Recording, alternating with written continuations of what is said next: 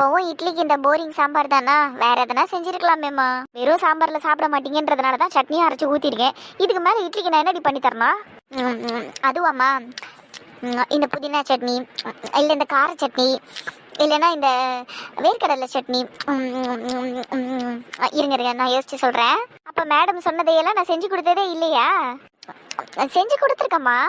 ஆனால் சாம்பார் தான் எப்போவுமே ஊற்றுவோம் அதிகமாக. அப்படி இல்லைன்னா அந்த கூட இந்த வெள்ளை சட்னியை வச்சு விட்டுருவீங்க.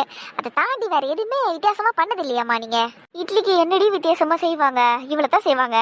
நீ சொன்ன சட்னியெல்லாம் நான் உனக்கு செஞ்சு கொடுத்துருக்கேன். அதையும் தாண்டின்னா இந்த கேரட் சட்னி, வெண்டைக்காய் சட்னின்னு சொல்கிறாங்களே, அதை வேணா ட்ரை பண்ணி செஞ்சு கொடுக்கவா? ஐயோ தெய்வமே, தயவு செஞ்சு வேணாம், அதையெல்லாம் ட்ரை பண்ணிடாதீங்க. ஏன்டி பயப்படுற? நீ தானே வித்தியாசமாக சாப்பிடணும்னு சொன்னேன், செஞ்சு கொடுக்குறேன், நீ சாப்பிடு. நாளைக்கு பாரு, இட்லிக்கு கேரட் சட்னி தான் நான் செஞ்சு தரப்போகிறேன். நல்லா கடலைப்பருப்பு உளுந்தெல்லாம் போட்டு சூப்பராக தாளிச்சு வைக்கிறேன். நாளைக்கு நல்லா சாப்பிடுங்க. தயவு செஞ்சு வேணாமா, விட்டுருங்க. இப்படி தான் கிளாஸ்மேட் ஒருத்தி இந்த பிரிஞ்சால் சட்னின்னு ஒன்று எடுத்துகிட்டு வந்தாம்மா. கத்திரிக்காயில் அவங்க அம்மா ஏதோ சட்னி பண்ணாங்களாம். ஐயோம்மா, அது வாயிலே வைக்க முடியலம்மா. ஆனால் அந்த பொண்ணு நல்லா இருக்குன்னு சாப்பிட்டாம்மா. எனக்கெல்லாம் அப்படியே ஒரு மாதிரி வந்துருச்சு தெரியுமா? என்னது, கத்திரிக்காயில் சட்னி பண்ணாங்களா? இது பெரிய விஷயம்தான். நீ என்ன பண்ணு, அந்த பொண்ணுக்கிட்ட அவங்க அம்மா எப்படி அதை செஞ்சாங்கன்னு குறிப்பு கேட்டுட்டு வந்து சொல்லுன்னு, அம்மாவும் உனக்கு அதே மாதிரி கத்திரிக்காயில் சட்னி பண்ணி தரேன். டெய்லி ஒரு வகையில் சட்னி செஞ்சு தரேன், நல்லா சாப்பிடுங்க என்ன? ஐயோ ப்ளீஸ்மா விட்டுருங்க என்ன, எனக்கு சாம்பாரே போதும். அப்படி வாடி வழிக்கு நீ. ஐயோ, இந்த கிழவி இருக்கீங்க வந்தது. என்னடி ஏதோ பேச வந்துட்டு அமைதி ஆயிட்ட? என்னம்மா புஷ்பா, டிஃபன் ரெடி ஆயிடுச்சா? டிஃபன் எல்லாம் ரெடி ஆயிடுச்சு அத்தை. நீங்க போய் உட்காருங்க, எடுத்துட்டு வரேன். சரி, என்ன டிஃபன் பண்ண? இட்லியும் சாம்பாரும் செஞ்சிருக்கேன் அத்தை. அப்படியே கொஞ்சம் தேங்காய் சட்னியும் அரைச்சி வச்சிருக்கேன். காலங்காலத்துல எல்லாம் என்னால இந்த சாம்பாரை தின்னு இருக்க முடியாது.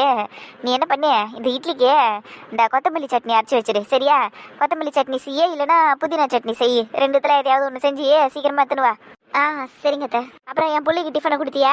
அவரு குளிச்சுக்கிட்டு இருக்காரு அத்தை. தோசை கேட்டாரு, அதை செஞ்சுட்டு அதுக்கப்புறம் தான் கொடுக்கணும். ஆமாம்மா, என் பிள்ளைக்கு தோசை தான் ரொம்ப பிடிக்கும். நீ நல்லா தோசையை நல்லா நெய் ஊற்றி நல்லா முருவெல்லாம் சுட்டு கூட அவனுக்கு. அதேமாரியே கொத்தமல்லி சட்னி அவனுக்கு ரொம்ப பிடிக்கும். அதையும் வச்சுட்டு சும்மா சாம்பாரை ஊற்றி வச்சுட்டு இருக்காரு என் பிள்ளைய, சரியா? எனக்கும் இட்லி கூட சேர்த்து ஒரு 2 நெய் தோசையை நல்லா முருவெல்லாம் சுட்டு எடுத்துன்னு வந்து கூடு, நான் போய் உக்காடுறாங்க. சரிங்க அத்தை. அப்புறம் என்ன, உன் பொண்ணு கிச்சனு மேடம் அழகிரி உட்காந்து கிடக்குது. வீட்டில் உட்கார்றதுக்கு வேறு இடமே இல்லையா? எங்கன்னா வயசு பொண்ணு மாதிரி நந்துக்குதா? அது கொஞ்சமாவது ஒழுங்காக நந்துக்கு சொல்லு. இன்னும் ஆம்பளை மாதிரி சுற்றின்னு கிடக்குது. நான் சொல்லிக்கிறேன் அத்தை. இதுக்கெல்லாம் ஒன்றும் குறைச்சாலும் இல்லை, சொல்லி புரிய வை. எப்படி பார்த்து நிற்குது பாரு. இதுக்கு ஒரு கேடு வர மாட்டேங்குது. நீ வாய் முறி இப்படியெல்லாம் பேசிக்கிட்டு இருக்காத. நான் உனக்கு எத்தனை தடவை சொல்லியிருக்கிறேன், இந்த மாதிரி கிச்சன் மேடையில் உட்காந்து சாப்பிடாதுன்னு. எங்கேயாவது என் பேச்சு கேட்குறியா? உன்னால காலையில் அந்த பொம்பளை வர இப்படி பேசிட்டு போகுது நிப்ப. நான் இங்கே மேலே உட்காரலன்னா கூட அது எதனா பேசிட்டு தான் போயிருக்கோம். அது என்னமோ சரிதாண்டி, உங்கள் அப்பா இன்னும் ஆஃபீஸ்க்கு கிளம்பல, அதனால அவங்க கொஞ்சம் அடக்கி வாசிச்சுக்கிட்டு இருக்காங்க. இல்லைன்னு வெய்யி என் தலைமையில ஏறி ஆடிக்கிட்டு இருந்திருப்பாங்க இந்நேரம். எனக்கு இப்போல்லாம் நீங்கள்லாம் போனதுக்கப்புறம் வீட்டில் இருக்கிறதுக்கே பிடிக்க மாட்டேங்குது. உண்மையை அப்பா கிட்ட சொல்லிட்டா உங்களுக்கு எந்த பிரச்சனை இருக்காது இல்லம்மா? பேசாம அதை பண்ணிடலாமே. அடியே வாய முறியா கொஞ்ச நேரம். உன்னை இதையெல்லாம் நீ யோசிச்சுக்கிட்டு இருக்காதுன்னு தானே சொன்னேன். படிப்பில் மட்டும் கவனத்தை செலுத்துங்க மேடம், வேற எதையும் பேச வேணாம். ஓகே ரிலாக்ஸாக இருங்க மம்மி. ஆனால் நாங்கள் போனதுக்கப்புறம் வீட்டில் உங்களால் இருக்க முடியல, அது உண்மை தானே? நீங்கள் தானே சொன்னீங்க. இப்போ அதுக்கு ஒரே ஒரு ஐடியா மட்டும் நான் சொல்லட்டா? ஒன்றும் சொல்ல தேவையில்ல, சாப்பிட்டு கிளம்பு. அம்மா ப்ளீஸ்மா, சொல்லிடுறேம்மா. நாங்கள் ஸ்கூலுக்கு போனதுக்கப்புறம், டேடி ஆஃபீஸ்க்கு போனதுக்கப்புறம் நீங்கள் வீட்டில் இருக்காதீங்கம்மா. சமையலெல்லாம் செஞ்சு முடிச்சுட்டு எல்லாத்தையும் ஏற கட்டிட்டு நீங்கள் தாத்தா பாட்டி வீட்டுக்கு போயிடுங்கம்மா. அங்கேயே இருங்க. நாங்கள் ஸ்கூல்லேருந்து வீட்டுக்கு வரும்போது நீங்களே எங்கள் கூட வந்துருங்க. அவ்வளோதான், முடிச்சு போச்சு. நீங்கள் வீட்டில் இருக்க வேணாம்மா இந்த கிழவியோட தனியாக. நல்லா கொடுக்குறடி ஐடியா நீ. தாத்தா பாட்டி வீட்டில் நம்ம 3 நாள் இருந்ததுக்கே இந்த கிழவி என்னை பாடப்படுத்திக்கிட்டு இருக்கு. இதில் தினம் நான் போய் அங்கே உட்காந்துக்கிட்டு இருந்தேன்னு வெய்யு, அவ்வளோதான், வீடாக இருக்காது. நீ வாயை முடிக்கிட்டு சாப்பிட்டு போ. அதுவும் கரெக்டு தான். நீங்கள் ஒரு பயந்த மருமகளாக இருக்கிற வரைக்கும் இந்த பிரச்சனை சரியாகாதுமா. என்னத்தை பண்ணுறது, எல்லாம் என் தலை இழுத்து. டேனா குழம்பு பத்திரம்னா லீக் ஆகிட போகுது எதனா? அதெல்லாம் ஆகாதுமா, நான் பாத்துக்கிறேன். சரிம்மா, நான் வரேன். சரிப்பா, பார்த்து போயிட்டு வா. அக்கா வீட்டுக்கு போயிட்டு தானே கம்பெனிக்கு போற? ஆமாம்மா, அக்கா வீட்டுக்கு போயிட்டு தான். சரிடா டேய், உங்ககிட்ட ஒன்று கேட்கணும்னு நினைச்சேன். நீ கழட்டி போட்டு வச்சுக்கிறியா அந்த ஜீன்ஸை துவைக்கிறதுக்கு போட்டுட்டாடா? நல்ல வெயில் அடிக்குதுடா, துவைச்சு போட்டோன்னா காஞ்சிடும்டா நல்லா. இல்லம்மா, இப்ப துவைக்க வேண்டாம். இன்னும் ஒரு 2-3 தடவை போட்டதுக்கு அப்புறம் துவைச்சிக்கலாம். இன்னும் 2-3 முறையா? டேய், நேற்று கேட்கும் போது இதே தானடா சொன்னேன். அதெல்லாம் அப்படிதாம்மா. ஜீன்ஸ் எல்லாம் உடனே எடுத்து துவைச்சிடக்கூடாது. ஒரு 3-4 தடவை போட்டதுக்கு அப்புறம் தான் துவைக்கப்படணும். அப்பதான் அந்த ஜீன்ஸுக்கே மரியாதை. அட அழுக்க பசங்களா, என்னடா இப்படி இருக்கிறீங்க நீங்க? ஐயா, நான் மட்டும் இல்லம்மா, ஊர்ல இருக்கிற முக்காவாசி பேர் அப்படித்தான். ஐயோ என்னவோ போடா, ஒரு தடவை துவைக்காத துணியை போட்டாலே நம்மளுக்கு உடம்புலாம் அறியும். நீங்க என்னடான்னா 4-5 தடவை துவைக்காத ஜீன்ஸே போட்டு கடை பண்றீங்க. என்னவோ போங்கடா, இந்த காலத்து பசங்க நீங்க எப்படி இருக்கிறீங்க? ஆமாம்மா, இந்த காலத்துல மட்டும் இப்படி எல்லாம் பண்ணலமா, அந்த காலத்துல இருந்தே ஜென்ஸ் இப்படித்தான் பண்ணிக்கிட்டு இருக்காங்க. நாங்களும் அதை தான் ஃபாலோ பண்ணிக்கிட்டு இருக்கோம். ஓகே. அட என்னமோ போடா எப்பா நீ. சரிங்கம்மா, நான் போயிட்டு வரேன். பாய். பார்த்து போயிட்டு வாப்பா. சொல்லிடி அர்ச்சனா, என்ன காலையிலேயே கால் பண்ணிட்டேன் இன்னைக்கு? சும்மா தாக்கா கால் பண்ணேன். ஏன் நான் உனக்கு கால் பண்ணக்கூடாதா என்ன? அப்படி சொல்ல வரலடி. சரி விடு, நீ சாப்பிட்டியா? சாப்பிட்டேங்க்கா. நீங்க? நான் இப்ப தாண்டி சாப்பிட உட்காந்துருக்கிறேன். இப்பதானா? மணி 10:30 ஆகுதுக்கா. அப்ப காலையில இருந்து என்ன பண்ணிக்கிட்டு இருந்த? எப்படியோ 8:30 சமையல் வேலையெல்லாம் முடிச்சிட்டு தானே? அப்ப 2 மணி நேரமா என்னக்கா பண்ணிக்கிட்டு இருந்த நீ? அதுவா, அது கொஞ்சம் சாப்பிட மறந்துட்டேன்டி. இட்லி தானே, அப்புறமா சாப்பிட்டுக்கலாமேன்னு வச்சுட்டேன். சாப்பிட்றதுக்கே மறக்கிறீங்களா? அந்த அளவுக்கு வேலை இருக்கா என்ன வீட்டுல? அதெல்லாம் ஒண்ணு இல்லடி, டிவி பாத்துக்கிட்டு இருந்தேன் உட்காந்து. டிவி பாத்துக்கிட்டு இருந்தீங்களா? சரிதான் சரிதான். சரி அதை விடு, இப்ப என்ன சாப்பிட்டுக்கிட்டு இருக்க நீ? அதுவாக்கா, ஆப்பிள் சாப்பிட்டுக்கிட்டு இருக்கா. பாத்துடி, என்ன ஒரு பத்து ஆப்பிள் அப்படியே எடுத்து வாயில வச்சிட்டியா? ஆமாக்கா, நான் எப்பவுமே அப்படித்தானே சாப்பிடுவேன். நீ இன்னும் மாறல அர்ச்சனா. சில பழக்கத்தெல்லாம் மாற்றிக்க முடியாதுக்கா. அதுவும் இல்லாமல் இதில் அப்படியே உப்பு காரம் போட்டு சாப்பிடணும்னு கூட தான் எனக்கு ஆசை. ஆனால் அதெல்லாம் பண்ணாமல் கண்ட்ரோல் பண்ணிக்கிட்டு உட்காந்துருக்கேன். எனக்கு கார்த்திக்கு பிடிக்காதுக்கா அதெல்லாம். அது சரி. அப்புறம் அம்மா வீட்டில் இருந்து மட்டன் குழம்பு வந்திருக்கடி காலையிலேங்க. பாருங்களேன், காலையிலேயே மட்டன் குழம்பு கொடுத்து அமைச்சிருக்காங்களா? யார் அம்மாவை எடுத்துகிட்டு வந்தாங்களா இல்லை மனோ வந்தானா? தம்பி தாண்டி வந்தான். வந்து கொடுத்துட்டு 1/2 மணி நேரம் என் கூட உட்காந்து பேசிட்டு தான் போனான். அதானே பிளானே. என்னடி சொன்ன? அதுவாக்கா, வீட்டில இருந்து கிளம்பி உங்ககிட்ட குழம்பு கொடுத்துட்டு பேசிட்டு போகணும்னு அவன் பிளான் பண்ணியிருப்பான். அதை தான்க்கா சொன்னேன். ஓ அப்படி சொன்னியாம்மா? சரிம்மா சரிம்மா. சரிக்கா, அப்போ நான் ஃபோனை வச்சிடுறேன். நீங்கள் இட்லி சாப்பிடுங்க, நான் ஆப்பிள் சாப்பிட்றேன். வச்சிடுறேன்க்கா. பாய்க்கா, அப்புறமா பண்ணுறேன். சரிம்மா அர்ச்சனா, பொறுமையாக சாப்பிடுன்னு. ஓகேக்கா, பாய். நல்ல வேலை, பிளான் அது இதுன்னு உளறி இருப்பேன் நான். கடவுளையே தப்பிச்சேன். இதுக்கு மேலே விட்டோம்னா இட்லி கல்லாயிடும். சரி கடகடன்னு தின்னுடுவோம். சாப்பிட உட்காந்துருச்சான் இந்த சனியை. இதை சாப்பிட விடாமல் பண்ணணுங்கிறதுக்காக தான் காலையிலேருந்து அவ்வளோ வேலை கொடுத்தேன். எல்லாத்தையும் முடிச்சுட்டு உட்காந்துருச்சு பாரு மறுபடியும் பிள்ளையாராட்டம். ஏம்மா புஷ்பா? சொல்லுங்க அத்தை. என்னோட முட்டி வலி தைலம் கொஞ்சம் காலி ஆயிடுச்சே, நீ கொஞ்சம் கடைக்கு போயிட்டு வாங்கிட்டு வந்து கூட. வாங்கிட்டு வந்து தரேன் அத்தை. இதோ இருங்க, ஒரு 10 நிமிஷம் வெயிட் பண்ணுங்க அத்தை. சாப்பிட்டு போயிட்டு வந்துடுறேன். இப்போ நீ சாப்பிட்றது தான் முக்கியமா? ஒரு வேளை சாப்பிட்லன்னா அப்படியே குறைஞ்சிருவியா என்ன? அப்படிதான் குறைஞ்சிட்டு போ. இங்கே பாரு, நீ முதல்ல போய் தைலத்தை வாங்கிட்டு வந்து வச்சுட்டு அதுக்கப்புறமா சாப்பாட்டில் கையை வை. போ, காசு எடுத்துக்கின்னு போயிட்டு தைலத்தை வாங்கிட்டு வந்து கொடுப்போ. சரிங்க அத்தை, வாங்கிட்டு வந்து தரேன். அப்புறம் உன் தம்பி உங்கள் வீட்டில் இருந்து என்னமோ எடுத்துன்னு வந்து கொடுத்தானே, என்ன எடுத்துன்னு வந்து கொடுத்தான்? அம்மா மட்டன் குழம்பு செஞ்சு கொடுத்து அமைச்சிருக்காங்க அத்தை. என்ன சொன்ன? மட்டன் குழம்பு செஞ்சு கொடுத்து அமைச்சிருக்காங்களா? ஏய், அது இல்லாம வாங்கி வீட்டில் வச்சிருக்கிறேன் இன்னைக்கு. ஏன் அத்தை, அதில் என்ன இருக்கு? அதில் என்ன இருக்கா? ஏண்டி உனக்கு அறிவு இருக்குதா இல்லையா? இன்னைக்கு என்ன கிழமை? வெள்ளிக்கிழமை. அது உமா கவுச்சியை வீட்டில் சேர்த்து வச்சிருக்கிற. ஏண்டி உருப்பிட மாடி இப்படியெல்லாம் பண்ணா வீடு? ஏண்டி உங்கள் வீட்டில் இந்த 4 கிழமையெல்லாம் பார்க்க மாட்டாங்களா? இஷ்டத்துக்கு எந்நேரமும் எதை வேணாலும் செஞ்சு சாப்பிடுவாங்களா? சீ, என்ன குடும்பமாக இருக்குமோ இதெல்லாம். அத்தை, நாங்களும் அதெல்லாம் பார்க்குறவங்க தான். அப்பா விருப்பப்பட்டு கேட்டிருப்பாரு, அதனால தான் செஞ்சு கொடுத்துருக்காங்க. மற்றபடி அம்மாவும் சாப்பிட மாட்டாங்க. ஏன் இதை நான் கூட சாப்பிட போகிறது இல்லை. இது அவருக்காக நான் எடுத்து வச்சிருவேன். இல்லை சாயங்காலம் பிள்ளைங்க வந்தாங்கன்னா அவங்களுக்கு கொடுப்பேன். அவ்வளோதான் அத்தை. நான் அதையெல்லாம் ஃபாலோ பண்ணிக்கிட்டு தான் இருக்கேன். ஐயம்மா, நீங்கள் கவுச்சியை செய்யுங்க, இல்லை சாப்பிடுங்க, எனக்கு அதை பற்றியெல்லாம் கவலை கிடையாது. என் வீட்டில் கவுச்சி நான் சேர்க்க மாட்டேன். ஒழுங்கு மாதிரி தான் இந்த மட்டன் குழம்பு தூக்கின்னு போய் ரோட்டில் ஊற்று. இல்லைன்னு வெய்யே, நான் என்ன பண்ணுவேன்னு எனக்கு தெரியாது. ஒழுங்கு மாதிரி தான் எடுத்துகிட்டு போயிட, குப்பையில் கொட்டித. அப்படியெல்லாம் குழம்பு தூக்கி கீழே ஊற்றிட முடியாத. உங்கள் புள்ள செவ்வாய்க்கிழமை வெள்ளிக்கிழமையெல்லாம் பார்க்க மாட்டார். அவர் எல்லா நாளும் எல்லாத்தையும் சாப்பிட்டுக்கிட்டு தான் இருக்காரு. அவருக்காகவும் பசங்களுக்காகவும் இந்த குழம்பு நான் இங்கேயே வச்சிருந்தா அவங்களுக்கு கொடுக்க தான் போகிறேன். உங்கள் திருப்திக்காக தான் நான் இந்த வீட்டில் செவ்வாய்க்கிழமை வெள்ளிக்கிழமை எதையும் நான் சமைக்காமல், அதாவது கவுச்சியை சமைக்காமல் இருக்கிறேன். நானும் சாப்பிடாம இருக்கிறேன். இந்த வீட்டுக்காக அதை நான் ஒருத்தி பண்ணால் போதும், அவங்களாம் பண்ணணும்னு அவசியமே கிடையாது. சரிங்களா? அதேமாதிரி இந்த குழம்பு தூக்கின்னு போய் ரோட்டில் ஊற்று, குப்பையில் ஊற்றுனெல்லாம் நீங்கள் சொல்லிக்கிட்டு இருக்காதீங்க. அது மிகப்பெரிய பாவம். அந்த பாவத்தை நான் செய்ய மாட்டேன். இந்த வெட்டி வேக்கானத்துக்கெல்லாம் ஒன்றும் குறைச்சல் இல்லை. அந்த குழம்பு எடுத்துன்னு போயிட்டு உள்ள கடாசிட்டே கடன்னு போயிட்டு முட்டி வலி தைலத்தை வாங்கினுவா. போ, நிற்குது பாரு நல்லா. ஒரு நாள் ஒரு 7:30 கூட்டிக்கிட்டு இருக்காங்க இவங்க. பைத்தியம் முடிச்சிடும் போல இருக்குது எனக்கு. இட்லியை மூடி வச்சுட்டு குழம்பையும் பத்திரமா ஒளிச்சு வச்சுட்டு போயிடுவோம். அப்புறம் இந்த பொம்பளை எதையாவது தூக்கி கீழே ஊற்றிட போகுது. மனசெல்லாம் கஷ்டமாயிடும் அப்புறம் எனக்கு. நாள் கிழமையை பார்த்து சாப்பிடாம செய்யாமல் இருக்கிறவங்க அவங்கவுங்க தான் அதை ஃபாலோ பண்ணணும். எல்லாரும் அதை செய்யணும்னு ஒன்றும் அவசியம் கிடையாது. குழம்பு தூக்கி ரோட்டில் ஊற்றணும்னு சொல்லுது பாரு. சி, என்ன பொம்பளையா இருக்குமோ. இது கூட தான் உடம்பு சரியாமல் இருக்கும்போது நல்லா மட்டனாக செஞ்சு கொடுத்தேன். நாள் கிழமையெல்லாமா பார்த்து தின்னுக்கிட்டு இருந்தது. நல்லா தின்னுச்சு இல்லை, டெய்லியும் மண்ணீரல் அது இதுன்னு தின்னுச்சு. எவ்வளோ செஞ்சு கொடுத்துருப்பேன். அப்போல்லாம் எங்கே போச்சா நாள் கிழமை? இப்போ மட்டும் வந்துருச்சு நாள் கிழமையை பார்க்கறதுக்கு. சரி, ஜூலி ஜூலி உள்ள இருக்கியா? இதோ இங்கதாங்க இருக்கிறேன், செடிக்கு தண்ணி ஊத்திட்டு இருந்தேங்க. சரி ஜூலி, எதனா வேலையா இருக்கியா இல்ல ஃப்ரீயா இருக்கியா? எனக்கெல்லாம் என்னக்கா வேலை இருக்க போது, ஃப்ரீயா தான் இருக்கிறேன், சொல்லுங்க. சரிடி, அப்ப என் கூட கொஞ்சம் வெளியே வரியா? எனக்கு உங்ககிட்ட ஒரு முக்கியமான விஷயம் சொல்லணும்டி. சரிங்கக்கா, இருங்கக்கா, ஒரே ஒரு நிமிஷம் இருங்க, நான் போய் என் வீட்டுக்காரங்கிட்ட சொல்லிட்டு வந்துடுறேன். அப்புறம் நான் எங்கன்னு தேடிக்கிட்டு இருப்பாரு. சரிடி, நீ சொல்லிட்டு வா, நான் இப்படியே உட்காந்துருக்கேன். சரிங்கக்கா, 2 மினிட்ஸ் வந்துடுறேன். வர வர நம்ம என்ன மனசுல நினைக்கிறோமோ அதெல்லாம் கூட ரீல்ஸா வருது பாரு. என்னத்த சொல்றதோ. என்னங்க? இன்ஸ்டாகிராம்லயாவது நான் மனசுல நினைக்கிறது ரீல்ஸா வருது. ஆனா இவளை நான் நினைக்கலனா கூட வந்து நிக்கிறா. வந்துட்டா. என்னம்மா ஜூலிய கூப்பிட்டியாமா? என்னங்க, புஷ்பாக்கா வந்திருக்காங்க, எனக்கு கொஞ்சம் வெளியே கூப்பிடுறாங்க, நாங்க போயிட்டு வந்துடுறோம். எனக்கு ஒரு 500 ரூபாய் மட்டும் செலவுக்கு கொடுங்களேன். இரு இரு இரு இரு, புஷ்பாக்கா வந்திருக்கிறாங்க, உன்னை வெளியே கூப்பிட்டாங்க, போயிட்டு வந்தாரலாமா? அதுக்கு எதுக்கு நான் 500 ரூபாய் தரணும்? என்னங்க நீங்க இப்படி பேசிக்கிட்டு இருக்கீங்க? போற வழியில எனக்கு எதையாவது வாங்கி சாப்பிடணும்னு ஆசையா வரும். அப்படி இல்லைன்னா ஒரு டீயோ காஃபியோ வாங்கி குடிக்க தோணும்.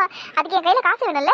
ஏண்டி எதனா ஒரு சாக்கு சொல்லி என்கிட்ட காசு வாங்கினே இருப்பியாடி? ஏன்டி இப்படி காசு செலவு பண்ற? நினைச்சேன், நான் அப்பவே நினைச்சேன் நீங்க இதான் கேட்பீங்கன்னு நினைச்சேன்.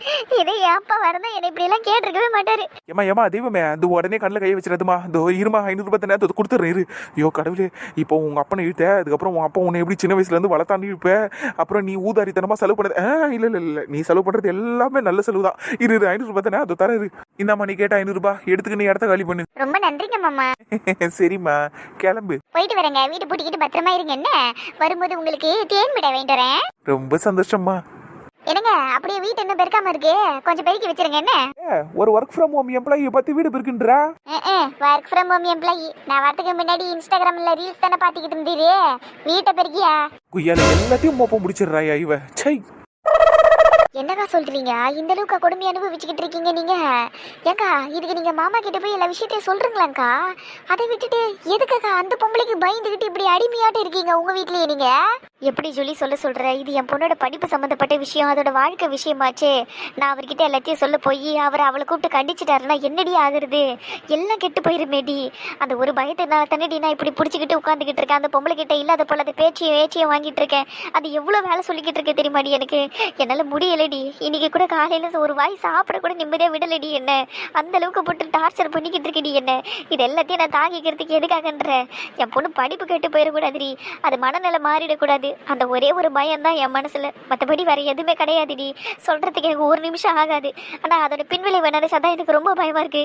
ஏக்கா, எல்லாம் சரிதான்க்கா, உங்க பொண்ணு படிப்பு முக்கியம், வாழ்க்கை முக்கியம், எல்லாம் ஓகே தான். ஆனா அதுக்குன்னு அந்த பொம்பளை செருப்பெல்லாம் கழுவ சொல்லியிருக்குது, அதையெல்லாம் கூட போய் நீங்க நினைக்கிறதே ரொம்ப கஷ்டமா இருக்குக்கா. என்னக்கா நீங்க இந்த அளவுக்கு இறங்கி போயிட்டீங்க? ச்சே, ஏன்க்கா இப்படி இருக்கீங்க நீங்க? ஏக்கா, எனக்கெல்லாம் ஒரு பிரச்சனைனா அதை சொல்லி அலறதுக்கு கூட ஆள் இல்லைக்கா. எனக்கு இப்போ வரைக்கும் என் வீட்டில் என்னை ஏற்றுக்கலன்னு எனக்கு மனசு கஷ்டமாக இருக்குது. ஆனால் உங்களுக்கு அப்படிலாம் இல்லைக்கா. நீங்கள் ஊன்னு சொன்னீங்கன்னா உங்களுக்காக வந்து நிற்கிறதுக்கு அவ்வளோ பேர் இருக்காங்க, அவ்வளோ பெரிய குடும்பம் இருக்குது உங்களுக்கு. ஆனால் யார்கிட்டையும் ஒரு வார்த்தை சொல்லாமல் இப்படி அந்த வீட்டில் நரகத்தை அனுபவிச்சுக்கிட்டு இருக்கீங்களாக்கா நீங்கள்? என்ன தெடி பண்ணுறது, என் தலையெழுத்து அப்படி அமைஞ்சு போச்சு.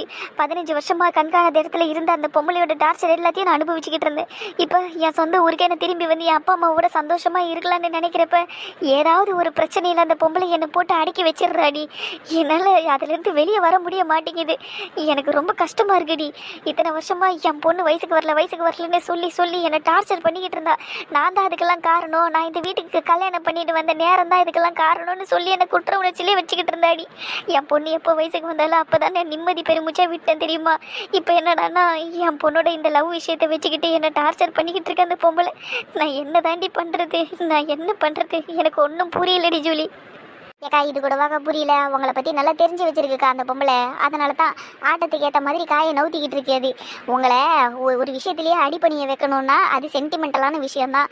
அதனால தான் உங்கள் பொண்ணு விஷயத்தை வச்சே உங்களை அடக்கிக்கிட்டு இருக்கா அவ. நீங்கள் எதுக்கு பயப்படுவீங்க, நீங்கள் எதுக்கு அடிப்பணிஞ்சு போவீங்கன்னு நல்லா கரைச்சி குடிச்சு வச்சிருக்கா உங்களை ஏட்டு செட்டு. அதனால தான் நீங்கள் இன்னும் வாங்கிக்கிட்டு இருக்கீங்க அதுக்கிட்ட.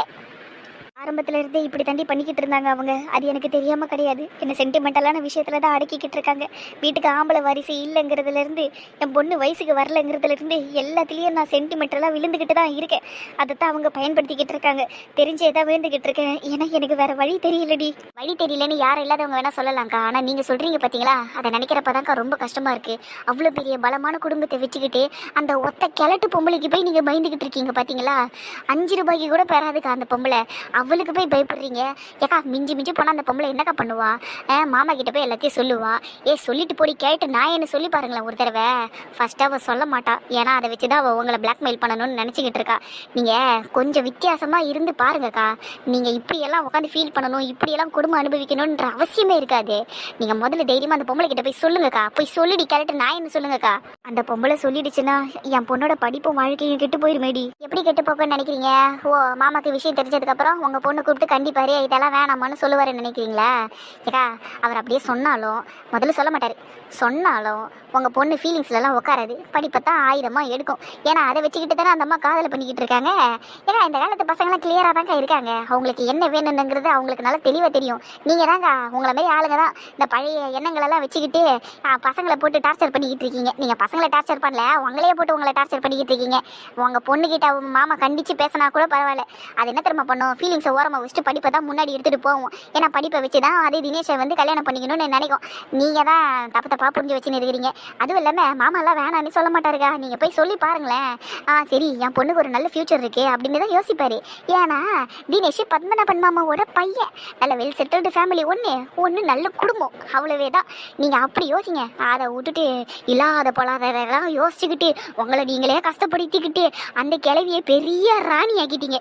சை, சொல்கிற மாதிரியே நடக்கணும்னு எனக்கும் ஆசை தாண்டி. ஆனால் ஆப்போசிட்டாக போயிருச்சுன்னா ஏன்னா பிள்ளைங்க எப்படி யோசிக்கிறாங்கன்னு தெரிய மாட்டேங்குது. இப்போ இந்த காலத்து பிள்ளைங்கள்லாம் புள்ளிங்கோ மாதிரி யோசிக்குதுங்க.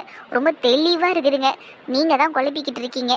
எனக்கு தெரிஞ்சு மாமா கிட்ட சீக்கிரமாக இந்த விஷயத்த சொல்லுங்கள். உங்கள் பிரச்சனை சரியாயிடும். அவ்வளவே தான். சத்யா கிட்ட அவர் கண்டித்து சொன்னாலுமே இல்லை கண்டிக்காமல் சொன்னாலுமே அவள் வேலையை அவள் அழகாக பார்த்துக்கிட்டு போயிட்டே இருப்பாள். நான் சொல்கிறேன் பாருங்கள், இந்த காலத்து பசங்களை பற்றி எனக்கு நல்லா தெரியும். சரிம்மா ஜூலி, நீ பேசுனதுலேயே எனக்கு ஒரு தனி தெம்பு கிடச்சிருக்கு. எனக்கு ஒரு நம்பிக்கை இருக்குது. இத்தனை நல்லா மனசுக்குள்ளேயே போட்டு வச்சுக்கிட்டு ரொம்ப என்ன நானே வேதனைப்படுத்திக்கிட்டு இருந்தேன். யார்கிட்டையும் சொல்லவும் முடியல. சரி, என்னால் ரொம்ப தாங்க முடியாமல் தான் உங்ககிட்ட எல்லாத்தையும் சொல்லிட்டேன். நீ இதை உனக்குள்ளேயே வச்சுக்கடி. யார்கிட்டையும் இந்த விஷயத்த சொல்லிடாத, சரியா? நீ சொன்ன மாதிரியே மாமா கிட்ட ஒரு நல்ல நேரமாக பார்த்து நான் சொல்லிடுறேன் எல்லாத்தையும். நான் யார்கிட்டக்கா சொல்ல போகிறேன்? ஆனாலும் மனசு ஒரு பக்கம் கொதிச்சுக்கிட்டு இருக்கு எனக்கு. அந்த கிளவியை உண்டு இல்லைன்னு பண்ணணும்னா இப்போவே குடுகுடுன்னு ஓடி போய் சிவா மாமா கிட்ட சொல்லிட்டு வந்துடலான்னு என் மனசு கொதிக்குது. சரி, நான் உங்கள் மூஞ்சிக்காக அமைதியாக இருக்கிறேன். ஆனால் நீங்கள் சீக்கிரமாக மாமா கிட்ட சொல்கிற வேலையை பாருங்கள். சீக்கிரமாக என்ன, நாளைக்கே சொல்லுங்கள், அவ்வளோதான். இல்லை இன்னைக்கு கூட விட்டுருங்க, நாளைக்கு சொல்லுங்கக்கா. சொல்லி முடிச்சு விட்ருங்கக்கா இந்த பிரச்சனையை. இன்னொரு தடவை அந்த கிளவி கிட்டலாம் எனக்கு அந்த கிளவிய கோயில்னு பார்க்குறேங்க்கா. இல்லைன்னு வைங்க. சரி விடுங்க, நீங்கள் நாளைக்கே மாமா கிட்ட சொல்லுங்கக்கா எல்லாத்தையும். சரிம்மா ஜூலி, சொல்லிடுறேன். அவ்வளோதான், பேசினா தீராத பிரச்சனையே இல்லை. பேசிடுங்க, முடிஞ்சு போயிடலாம். சரிடி, என் கூட பிறக்காத தங்கச்சிடி நின்று. ஐயோ கடவுள், எனக்கு ரொம்ப சந்தோஷமா இருக்குது தெரியுமா? மனசுக்குள்ளேயே போட்டு கஷ்டப்படுத்திக்கிட்டு இருந்தேன்டி. உங்ககிட்ட பேசினதுக்கப்புறம் அப்படியே கொஞ்சம் ரிலீஸ் ஆகிடுச்சு தெரியுமா? அப்படியே மண்டையெல்லாம் அப்படியே ரொம்ப காலியான மாதிரி இருக்குது. ஒரு தனி தெம்பு வந்திருக்குடி எனக்கு. அந்த கிளம்பி போயிட்டு அடிக்கணுங்கிற அளவுக்கு இருக்குது. இப்போ அப்படியே ஒரு மாதிரி எனர்ஜி வந்துருச்சு, பார்த்துக்கோ. அடிச்சிருவீங்க நீங்கள். சரிதான் போங்க, நம்பிட்டேன். என் கையால் அதுக்கு ஒன்று விழணும்னா அது விழுந்துதான் ஆகும். பாப்போண்டி. அடடே, எவ்வளவு ஒரு தெளிவு. இந்த தெளிவு உங்க அத்தை கிட்ட வர மாட்டேங்குதே. போடி, சும்மா கிண்டல் அடிச்சுக்கிட்டு. ஆனா எனக்காக கோயிலுக்குலாம் வந்திருக்கிற, ரொம்ப தேங்க்ஸ் டி. எங்க ஜூலின்னு பேர் வச்சா நான் சர்ச்சுக்கு மட்டும் தான் போகணுமா என்ன? நான் எல்லா இடத்துக்கும் போவேங்க. எல்லா இடத்துலயும் தெய்வம் தானே இருக்குது. கோயிலையும் தெய்வம் தான் இருக்குது, சர்ச்சிலையும் தெய்வம் தான் இருக்குது, மசூதிலையும் தெய்வம் தான் இருக்குது. எல்லா தெய்வமும் ஒன்று தான். நம்ம எங்க வேணாலும் போகலாம். நம்மளுக்கு எல்லாத்துக்கும் சுதந்திரம் இருக்குது, அவ்வளவே தான். கரெக்டாக தாண்டி சொல்கிறேன். ரொம்ப தெளிவான பொண்ணுடி நீ. தேங்க்ஸுக்கா. எப்படியோ கோயிலுக்கு வந்ததுக்கப்புறம் உங்கள் பிரச்சனை கொஞ்சம் சால்வ் ஆயிருக்கும்னு நான் நினைக்கிறேன். சரி வாங்க, அப்படியே கிளம்பி போவோம். போகிற வழியில் பஜ்ஜி சமோசா வடனே தின்னுட்டு அதுக்கப்புறமா பொறுமையாக வீட்டுக்கு போகலாம்னா? கண்டிப்பாடி, நானே வாங்கி தரேன்டி, வாடி என் செல்லம். அப்போ ஜானி கிட்ட வாங்கின 500 ரூபாவை என் பாக்கெட் மணியில் வச்சிடுறேன். வாங்க போவோம். சரிம்மா தாயே, தயவு செஞ்சு கத்தாத. இதுக்கு மேலே சாட்டர்டே நான் வரேன். வை ஃபோனு. அவ்வளோ சளி போடலாம் யாரும் இங்கே வர தேவையில்ல. நான் ஃபோனை வைக்கிறேன். மணி, நான் சொல்றது கேளு மணி. கோவமா பேசுனது ஒர்க் அவுட் ஆயிடுச்சு. இப்போ அடிச்சு பிடிச்சி ஓடி வருவான் பாரு கோரியன் மாண்டை. கட் பண்ணிட்டாலா? இதே தான் இந்த பொண்ணுக்கு வேலை. சரி, சனிக்கிழமை எப்படியாவது போய் காம்ப்ரமைஸ் பண்ணுவோம், இல்லைன்னா உயிரை வாங்கிடுவா. எப்படியா நம்ம ஆளை நல்லா கோவமா பேசி வெறுப்பேற்றி விட்டுட்டோம். சனிக்கிழமை இங்கே வந்து அட்டண்டன்ஸ் போட்டுரும் வந்து பீஸு. எப்படியாவது சனிக்கிழமை அதோட ஒரு அவுட்டிங் போகணும். எங்கே போகலாம்? நாம் 2 பேரும் மட்டும் போகலாமா? இல்லைன்னா அண்ணனையும் நந்தினியையும் கூட கூட்டிகிட்டு போகலாமா? ஏன்னா அதுங்க 2 முறுக்கிக்கிட்டு வேற இருக்குங்க. எப்படியாவது சனிக்கிழமை எல்லா ஜோடிங்களும் சேர்ந்துடணும். அதுதான் என்னுடைய ஆசை. சரி, பொழுது விடிஞ்சதும் என் வீடியோ அண்ணன் கிட்ட போய் உட்காந்து பேசுறேன் நானு. பா ஆஃப் அன் ஹவரா என் தலையில யாரும் மிக்ஸி அரைச்ச மாதிரி இருந்துச்சு. கடவுளே எனக்கு ரொம்ப ஸ்ட்ரெஸ்ஸா இருக்கு இப்ப. நான் குழந்தை தலை தொங்கி போயிருக்குது. போன் எடுத்துன்னு போகும்போது இழிச்சிக்கினா போனா மவனையா டேய் வாங்கப்பா வந்து உட்காருங்க வாங்க. வந்துட்டேன். சரி என்னாச்சு ஏன் ஒரு மாதிரி மூஞ்செல்லாம் சோகமா இருக்குதே? போன் எடுத்துன்னு போகும்போது சிரிச்சிக்கினே தானே இருந்தா, இப்ப என்னடா ஒரு மாதிரி இருக்கிறா? அதுவாப்பா மணி என்கிட்ட சண்டை போடுறாப்பா. மணி அவங்ககிட்ட சண்டை போடுச்சியா? ஆமாப்பா, நான் அவளை போய் பார்க்கறதே இல்லைல்ல, அதனால சண்டை போடுறா. எப்போவுமே கேட்டுக்கிட்டு இருப்பா, நான் எதையாச்சும் சொல்லி சமாளிப்பேன். ஆனால் இந்த தடவை ரொம்ப சண்டை போட்டுட்டாப்பா. என்னை திட்டா பயங்கரமா. நீ வளர்ந்துருக்க ஆனால் அறிவில்லை அப்படியெல்லாம் திட்டா என்ன. அப்படி இல்லாம திட்டுச்சு உண்டா பாரு. டவுனுன்றதுக்கு என்ன வாய் பேசுதே. இரு நாளைக்கு முரளிக்கு ஃபோனை பண்ணி உன் பொண்ணை வாய் அடிக்க விடான்னு சொல்றேன். சொல்லுங்கப்பா, மாமாக்கு ஃபோன் அடிங்க, அத்திக்கிட்டையும் சொல்லுங்க, எல்லாருக்கிட்டையும் சொல்லுங்கப்பா. எவ்வளோ வாய் பேசுற தெரியுமா? அத்தனை நாளைக்கு எனக்கு வேலை பாரு. ஊர்ல கூட ஸ்பீக்கர்லாம் கட்டி சும்மா எல்லாருக்கும் சொல்றேன், என் மருமம் என் புள்ளி திட்டான்னு. கலாய்க்கிறீங்க தானே நீங்க என்ன? பின்ன பொம்பளை பொண்ணு திட்டுச்சுன்னு இப்படி உட்காந்து ஃபீல் பண்ணின்னு கிடக்குறியா? டே அதுங்களாம் திட்டுச்சுன்னா சந்தோஷமா ஏத்துக்கணும் போயிடணும்டா. நான் எவ்வளவு திட்டு வாங்குறேன் உங்க அம்மா கிட்ட, அவளை தான் அவள் எவ்வளவு வேணாலும் திட்டுவா. நான் அப்படியே சிரிச்சிக்கினே போயிடுவேன். அப்படி சிரிச்சின்னு போ, அதை விட்டுட்டு உட்காந்து ஃபீல் பண்ணுகிறா. கரெக்டு தான்ப்பா, ஆனால் இதான் ஃபர்ஸ்ட் டைம் திட்டு வாங்குற அவகிட்ட, அதான் கொஞ்சம் கஷ்டமாயிடுச்சு. அதெல்லாம் அப்படி எடுத்துக்க கூடாதுப்பா, கஷ்டமெல்லாம் எடுத்துக்க கூடாது, ஜாலியாக எடுத்துக்கணும் சரியா? இன்னும் கல்யாணம் ஆனதுக்கு அப்புறம் இவ்வளோ உங்ககிட்ட அவள் சண்டை போடுவா, திட்டுவா, ஏன் எதையாவது தூக்கி அடிக்க கூட செய்வா. அதுக்கெல்லாம் நீ தயாராகவானமா? இப்பத்துலேருந்தே உன்னை தயார்படுத்திக்கோ. ஐயோ அடிக்கலாம் செய்வாளா? மணி தானே, தாராளமாக அடிக்கும், பாஞ்சு அடிக்கும், கவலைப்படாது. செம்மையா சண்டை போடுண்டா அது. நந்தினி என்ன கூட அடிக்கலாம் மாட்டா, அவள் வெறும் வாய் சண்டை தான் போடுவா. ஆனால் மணியை களத்தில் இறங்கிடுவா. இப்ப நான் என்னப்பா பண்றது? ஒன்னும் பண்ண முடியாதுதான். இந்த இப்ப சிரிச்ச பாத்தியா, அந்த மாதிரி சிரிச்சுக்கினே அன்பா இரு அவகிட்ட. அவள் தான் அவங்ககிட்ட சண்டையே போட மாட்டா அப்புறம். சரிங்கப்பா, அப்படித்தான் இருக்கேன். ஆனா நேர்ல போய் பார்க்கலன்னு சொல்லிட்டு தான் சண்டை போட்டுக்கிட்டு இருக்கா என்கிட்ட. பின்ன போய் பார்க்கணும்லப்பா, வாரத்துல ஒரு தடவையாவது போய் பார்த்துட்டு வா.